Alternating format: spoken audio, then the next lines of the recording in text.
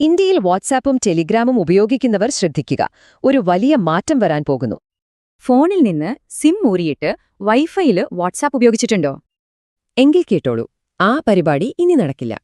എന്തുകൊണ്ടാണെന്നല്ലേ? കാരണം ഇതാണ്: ഇന്ത്യയിലെ വർദ്ധിച്ചുവരുന്ന സൈബർ തട്ടിപ്പുകൾ.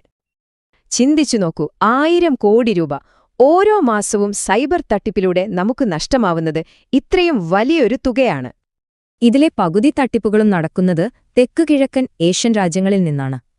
ഇതിനൊരു പരിഹാരമായിട്ടാണ് സർക്കാർ പുതിയ സിം ലിങ്കിംഗ് നിയമം കൊണ്ടുവരുന്നത്. വാട്സാപ്പ്, ടെലിഗ്രാം പോലുള്ള ആപ്പുകളെല്ലാം ഇനി ടെലികോം നിയമങ്ങളുടെ പരിധിയിൽ വരും. ചുരുക്കി പറഞ്ഞാൽ, ഫോണിൽ ആക്റ്റീവ് സിം ഇല്ലെങ്കിൽ വാട്സാപ്പും ഇല്ല, അത്രയുള്ളൂ.